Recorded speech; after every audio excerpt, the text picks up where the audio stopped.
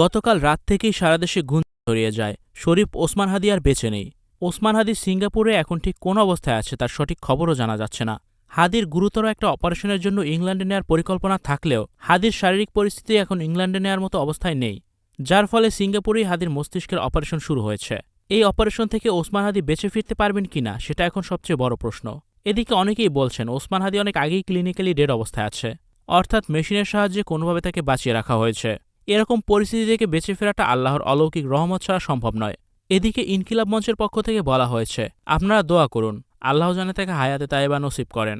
আর ওসমান হাদি যদি রবের ডাকে সাড়া দিয়ে শহীদের কাতারে সামিল হয়, সেক্ষেত্রে পুরো বাংলাদেশের স্বাধীনতাকামী মজলুম জনতাকে সার্বভৌমত্ব নিশ্চিতকরণে শাহবাগে জড়ো হওয়ার জন্য অনুরোধ করা হচ্ছে। ইনকিলাব মঞ্চ বলছে, খুন গ্রেপ্তার না হওয়া পর্যন্ত আমরা শাহবাগে অবস্থান করব এবং পুরো বাংলাদেশকে অচল করে দেওয়া হবে। যদি ভারতে পালিয়ে যায় সেক্ষেত্রে ভারত সরকারের সাথে আলোচনা করে যে কোনো মূল্যে তাকে গ্রেপ্তারপূর্বক ফেরত আনতে হবে। এদিকে ওসমান হাদির মৃত্যু গুঞ্জনে সারা বাংলাদেশের মানুষ একই সাথে শোকাহত এবং ক্ষুব্ধ। হাদিকে গুলি করা ফয়সাল পালিয়ে গিয়েছে, এটা যেন কেউই মেনে নিতে পারছে না।